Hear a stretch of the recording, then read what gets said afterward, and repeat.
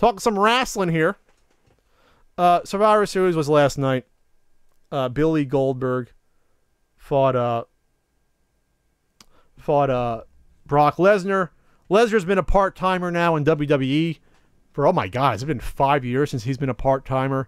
He had his 1 or 2 championship runs where he defended the title like 3 times in like 6-7 months.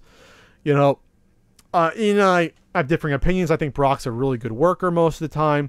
He's a viable monster, an actual threat. Ian sort of turned around on that.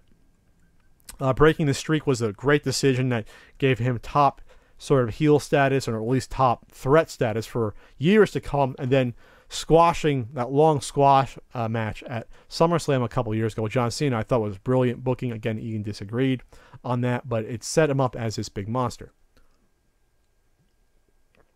The other monster is Bill Goldberg. Was he 49 years old, still in fantastic shape, trains in mixed martial arts, trains in Muay Thai, I think, Jiu-Jitsu. And he was into that stuff a little bit even in the late 90s, early 2000s when he wrestled full-time. Bill Goldberg hasn't wrestled since 2004.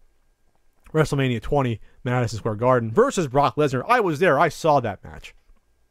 And it wasn't as bad as everyone said it was. Everyone knew it was Goldberg's last match. His contract was up for his year contract. Lesnar was trying to try his hand at football. I think he got on the Vikings practice squad, but he wanted out after being in WWE for 2 years at that point. So the crowd turned on the match, knowing that these guys weren't sticking around. If you probably watched that match on mute or without the crowd noise, it probably isn't as bad as what you would think. I remember watching it in person. I think it was horrible when I watched it in person. I mean, it wasn't a 5-star match, but it wasn't a train wreck either. Then again, you know, this was 12 years ago. So Goldberg comes back. They have their stare down. They're going to fight each other. Goldberg wants to be a superhero for the kids again. That was his. That's his sort of shtick right now, saying, "Oh, I'll be a superhero for my kids." His kid's at ringside. His like 10-year-old kid. His wife's been at ringside for all his Raw events. So the match happens at Survivor Series. I saw it on the WWE Network, and I didn't know what to expect going into this match. I knew it wasn't going to be like the WrestleMania match, which was like, I don't know, 15 minutes, 20 minutes. That's Stone Cold, by the way. Stone Cold Steve Austin refereed at WrestleMania 20. But I didn't think they were going to do a quick squash. A quick beat the guy in a minute 30 match, which is what they did. So the match plays out with the stare down. They ring the bell. Goldberg and Brock in the center of the ring. Now, this was, I think, was clever. They sort of started the match similarly to other Goldberg matches. What he does, he does a double leg sort of on the guy, carries the guy to the post, and then tries to maul the guy in the corners with, elbows and knees and whatever. I mean, that's how he squashed John Cena 2 years ago at SummerSlam. He smashed Cena in the corner, to start, and then just started suplexing the shit out of him. So what he does here is he backs Goldberg up into the corner. They have their stare down there. Goldberg pushes Lesnar down. Lesnar falls backwards. He sits on his ass in the middle of the ring and smiles. He smiles like, okay, I see what you got. All right, kid. All right. I try not to be intimidated. When he gets up, he turns around, and when he turns to face Goldberg again from the corner, Goldberg does his semi-finishing spear maneuver, which sets up his real finishing move, the jackhammer. He does a spear. Crowd goes nuts. Lesnar looks hurt. The announcer's like, oh, he looks hurt. He's slow to get up. About 20 seconds later, he gets hit with a second spear from Goldberg.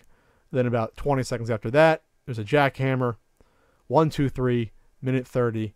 Crowd goes nuts in person because Goldberg beat the monster Brock Lesnar, who destroyed Cena, who beat The Undertaker's WrestleMania streak in a minute 30.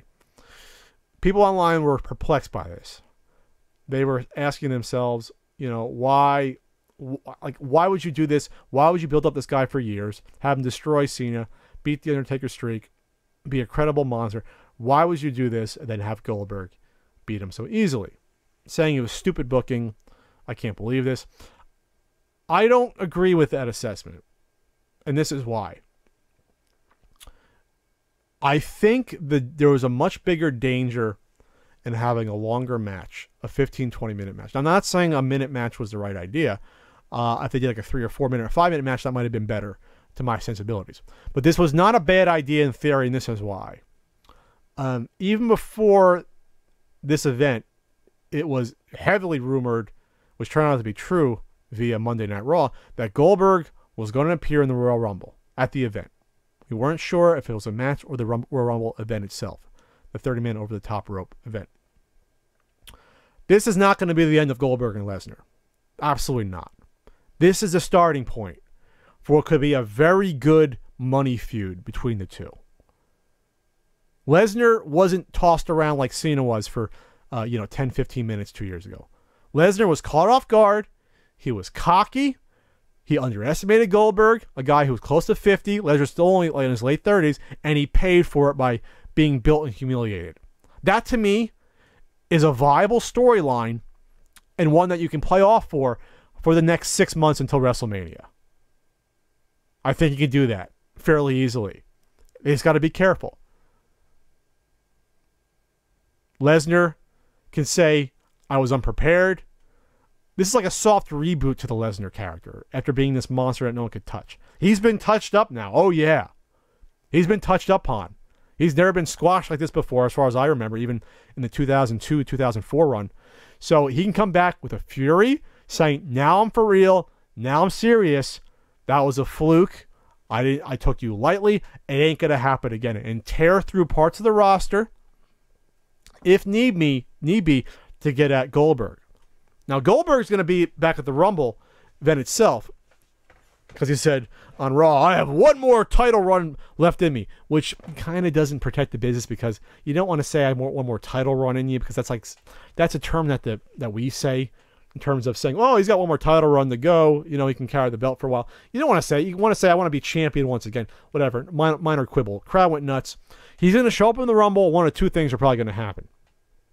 Either he's going to win it, get the title, and eventually face Lesnar, or you're going to see a repeat of 2004 where Lesnar cost Goldberg the Royal Rumble spot and has him get tossed out, and then they face each other at WrestleMania for part 2, which will be a fucking brawl, bloodletting event of it won't be a 2-minute match again, that's for sure. It'll be nuts. As nuts as you can get between the two.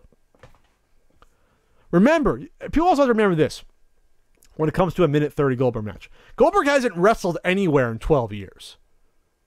We have no idea if he could even wrestle a 10-minute match without blowing up, gassing out, and looking like garbage. We have no idea.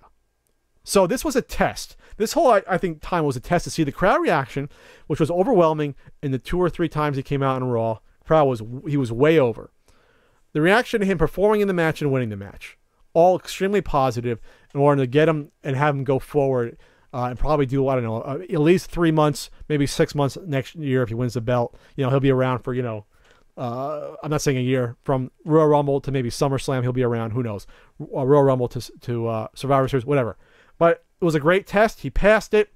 Now we're going to see some fireworks. This was the first building block into what should be a fruitful feud between Lesnar and Goldberg, who are probably 2 of the top 5 biggest stars in the company, which is sad that WWE hasn't been able to build up someone to a Lesnar or Goldberg level. And these are 2 guys who haven't wrestled regularly both since 2004.